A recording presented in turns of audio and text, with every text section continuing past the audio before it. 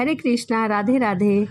कैसे हैं आप लोग? आशा करती हूँ कि श्री हरि की कृपा आप सभी पर बनी रहे, आप सभी स्वस्थ हो, अच्छे हो।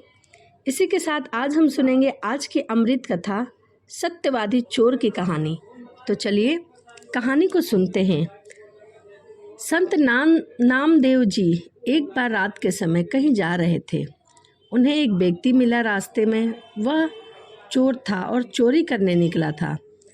संत नामदेव जी को देखकर उसने बहुत छिपने की कोशिश की। संत नामदेव जी ने फिर देख लिया। फिर उन्होंने कहा, बोलो भाई, तुम कौन हो और मुझे देखकर क्यों छिप रहे हो? उस चोर ने संत नामदेव जी को पहचान कर उन्हें प्रणाम किया और बोला, महाराज, मैं चोर हूँ और चोरी करने जा रहा हूँ। संत नामदेव जी ने कहा, भाई, यह धंधा छोड़ दो और कोई ऐसा काम धंधा करो जिससे तुम्हें किसी को देखकर छुपने का भय ना हो और तुम्हें छुपना ना पड़े। चोर ने कहा, महाराज, मेरे पिता भी यही काम करते थे और मैं भी केवल यही काम जानता हूँ। इसके अतिरिक्त दूसरा मुझे कोई भी काम की जानकारी नहीं है। मैं पढ़ा लिखा भी नहीं हूँ और ना ही मेरे पास इतना धन और व्यापार है ताकि कुछ आगे कर सकूँ। यदि मैं यह धंधा छोड़ देता हूँ तो फिर मेरे परिवार का लालन पालन कैसे होगा? उसका यह उत्तर सुनकर संत नामदेव जी कुछ पल तो मौन रहे, फिर बोले, अच्छा भाई, तुम यह धंधा बेशक करो, परंतु हमारी एक बात मान लो। चोर ने कहा, आज्ञा दीजिए। संत नामदेव जी ने कहा, पहले वादा करो कि तुम हमारी बात मानोगे। तभी चोर ने वादा किया और संत नामदेव जी बोले, आज से तुम किसी भी परिस्थिति में झूठ मत बोलना, सदा सच बोलना, तुम्हारा कल्याण होगा। यह कहकर संत नामदेव जी तो अपने रास्ते चल दिए। इधर चोर सोचने लगा कि झूठ नहीं बोलूँगा तो काम कैसे चलेगा, पर अब तो संत नामदेव जी से वादा किया था, अतः कुछ भी हो जाए अपना वादा नहीं तोड़ूंगा। यह सोचकर चोर भी चोरी के इरादे से एक ओर चला गया। कुछ दूर जाने पर उसे एक और व्यक्ति नजर आया। वह वास्तव में वहाँ का राजा था, जो वेश बदलकर नगर का भ्रमण कर रहा था।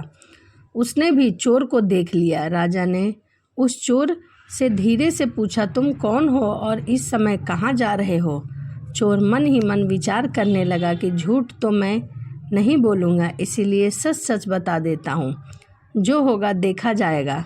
मन में यह विचार करके उसने उत्तर दिया, मैं चोर हूँ और चोरी करने के इरादे से घर से निकला हूँ। राजा चकित हुआ कि यह कैसा चोर है जो स्वयं ही बता रहा है कि मैं चोर हूँ। उसने आश्चर्य प्रकट करते हुए कहा, क्यों हंसी करते हो? तुम अवश्य ही कोई सैनिक अथवा गुप्तचर मालूम होते हो। चोर ने कहा, नहीं, मैं मजाक नहीं कर रहा हूँ, मैं वास्तव में ही एक चोर हूँ। चोरी करना मेरा धंधा है। राजा ने कहा, भाई, चोर तो मैं भी हूँ, परंतु अभी नया नया ही धंधा शुरू किया है। अच्छा हुआ तुम मिल गए हो, आज दोनों मिलकर चोरी करते हैं। यदि तुम्हारा ख्याल हो तो राजमहल में चोरी करने चले। तभी चोर बोला, पागल हो गए हो क्या? राजमहल में कैसे घुसेंगे? राजा ने कहा, घबराओ नहीं, मेरी बात ध्यान से सुनो। मैं पहले राजमहल में नौकर था, परंतु राजा ने किसी बात पर रुष्ट होकर मुझे नौकरी से निकाल दिया। राजा ने जब मुझे निकाला और वहाँ पर दूसरा नौकर रखने के लिए तैयार हो गया, इसीलिए मैंने भी चोरी का धंधा अपनाया। मुझे राजमहल में एक एक करके गुप्त द्वार पता है। चलो आज राजमहल में अपने भाग्य को आजमाते हैं। यह कहकर राजा उस चोर को साथ लेकर राजमहल के पिछले दरवाजे से गुप्त मार्ग का द्वार खोलते हुए बोला, तुम पुराने चोर हो, अंधेरे में देखने का तुम्हें अभ्यास है, इसीलिए तुम अंदर जाकर माल बटोर कर लाओ, मैं यहीं पहरा देता हूँ। चोर ने कहा, इतने बड़े महल में मुझे कैसे मालूम होगा कि माल कहाँ रखा है? राजा ने उसे खजाने का रास्ता और वहाँ तक पहुँचने की युक्ति भी समझा दी। तब चोर अंदर घुसा और खजाने के द्वार पर जा पहुँचा। वहाँ दीवार पर एक चरखी लगी हुई थी। उसे घुमाते ही द्वार खुल गया। चोर ने देखा वहाँ अनेकों बड़े बड़े मजबूत बक्से रखे हैं, जिनमें बड़े बड़े ताले लगे हैं।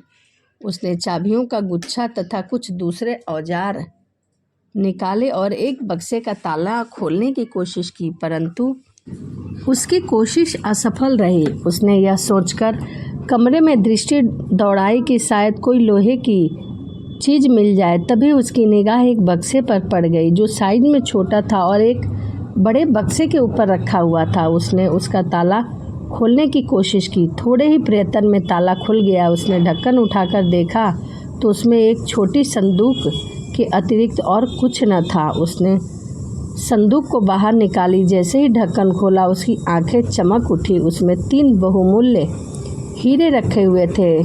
उसने वे तीनों हीरे उठाए और वहाँ से चलने लगा। तभी उसके दिल में एक विचार आया कि हीरे तो 3 हैं, हम 2 हैं, इनका आधा आधा भाग कैसे करेंगे। मैं झूठ बोलकर एक हीरा अधिक अपने पास रख लूँ।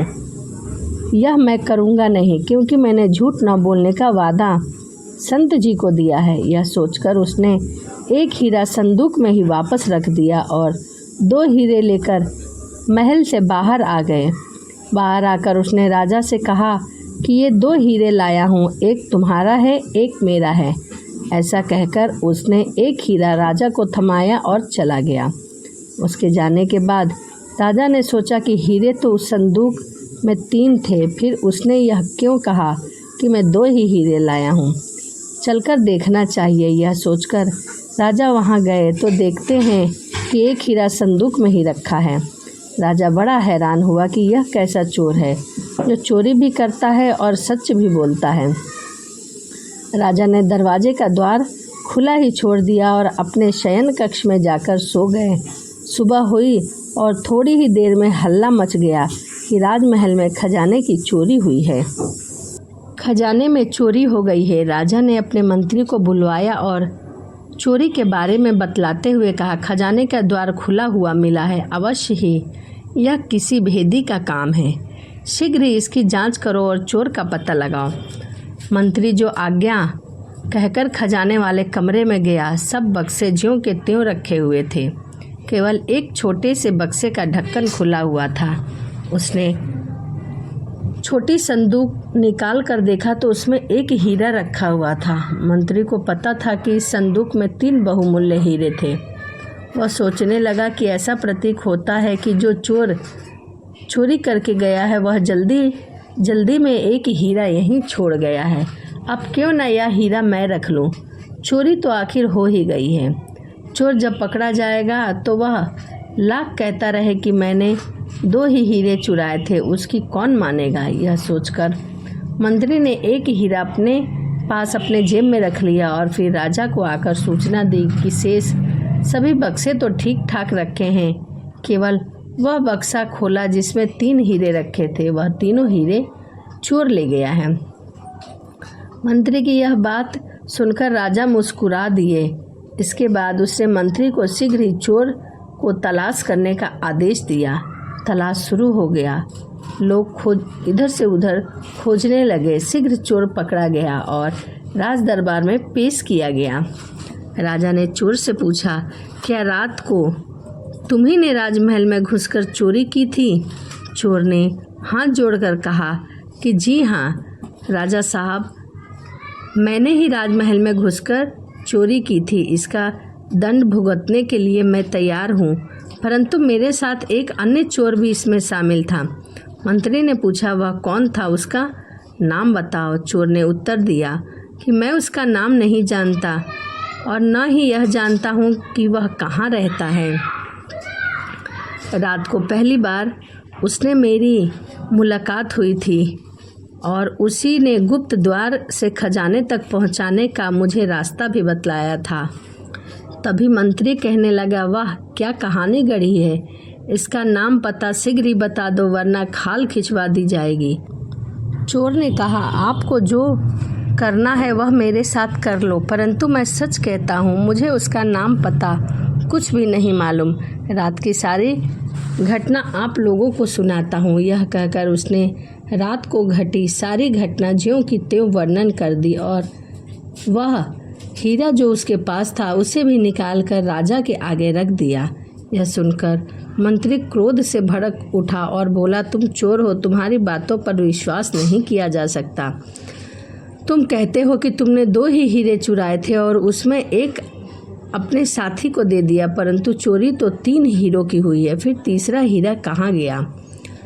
चोर के कुछ कहने से पहले ही राजा बोला, मंत्री जी, यह चोर ठीक कह रहा है, हीरे 2 ही चोरी हुए थे और इनमें से एक हीरा अपने साथी को दिया है और वह एक स्वयं रखा है, और इसका सबूत यह है कि रात को इसका साथी और कोई नहीं, मैं ही था।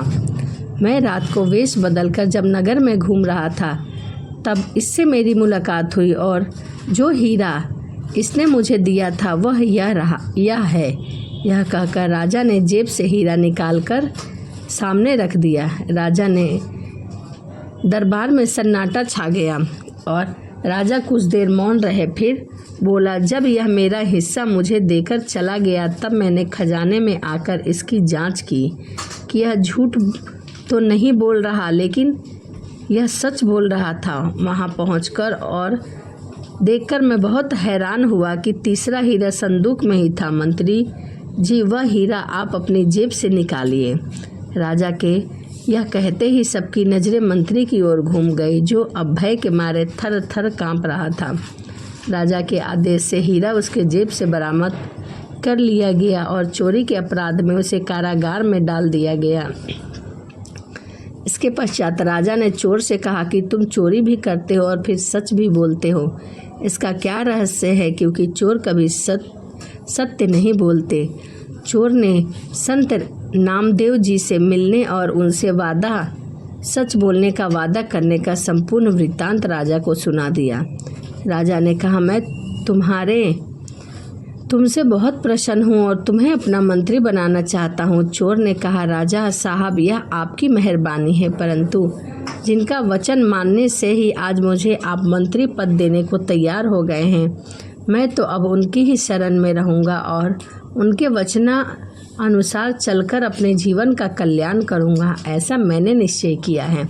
इसके पश्चात यह संत नामदेव जी के शरण में गया और उनकी संगति में सेवा और सुमिरन करके उसने परम पद को प्राप्त कर लिया। तो यह आज की अमृत कथा थी, सत्यवादी चोर। इस कहानी से हमें यही सीख मिलती है कि हमें हमेशा सत्य की राह पर चलना चाहिए और सत्य बोलना चाहिए, चाहे परिस्थिति कुछ भी हो। हमें झूठ का सहारा नहीं लेना चाहिए। तो चलिए इसी के साथ वीडियो को समाप्त करते हैं और मिलते हैं अगली वीडियो में। यदि आपको वीडियो अच्छी लगी हो तो प्लीज़ चैनल को सब्सक्राइब और लाइक करना ना भूलें। तो चलिए मिलते हैं अगली वीडियो में। राधे राधे, हरे कृष्णा।